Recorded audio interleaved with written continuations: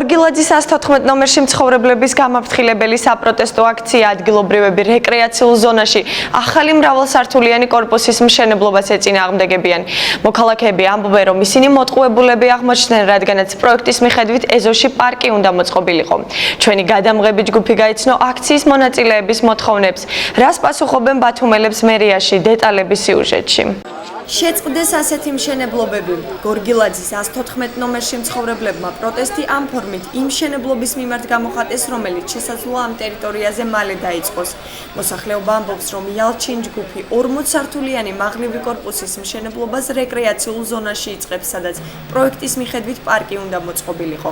გამაფრთხილებელ აქციას შეუერთდა არასამთავრობო ორგანიზაცია ახალგაზრდული ინიციატივა მომავალი საქართველოსთვის. ლაშა ადამიანის განცხადებით, იმ შემთხვევაში თუ ხელისუფლება ადგილობრივების მოთხოვნებს არ გაითვალისწინებს, მასშტაბური საპროტესტო აქციები გაიმართება. დღეს ხელისუფლებამ გადაწყვიტა, რომ ეს ხალხი თავიდან ბოლომდე იზოლაციაში მოახდინოს. ერთის მხრივ რომ არ მიხედოს ამ კორპუსს და უყურადღება გამოჩნდეს, მეორე მხრივ იალჩინის გადასცეს ტერიტორია ერთლარად, რადგანაც აღარსართულიანი ააშენოს და ეს სახლი თავიდან ბოლომდე იზოლაციაში იყოს. ეს არის პრევენციული ხასიათის დღევანდელი ღონისძიება. მიმართავთ უახლოეს ვადებში, თუ არ დაფიქრდება ხელისუფლება და არ გადაწყვიტავს მოსახლეობასთან მოლაპარაკებას, ჩვენ უფრო მასშტაბური საპროტესტო აქციებით ვიმუქრებით. მოქალაქეები რეკრეაციულ ზონაში ახალი კორპუსის მშენებლობის კატეგორიული წინააღმდეგები არიან.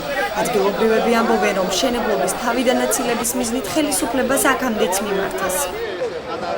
მივმართეთ ქალაქის მერს, მივმართეთ ხაბაძეს, ვის არ მივმართეთ. აი ამ ტერიტორიაზე ჩვენ არავის არ მივცემთ მშენებლობის უფლებას.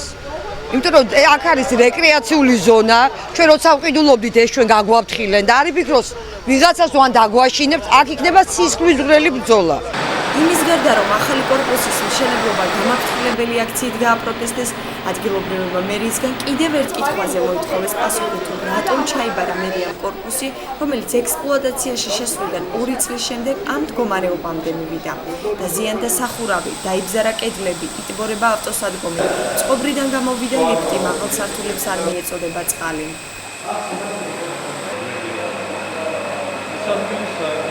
კედლები არის გახეთქილი. ვეშინია ბავშვებს ადეეცეს თავზე.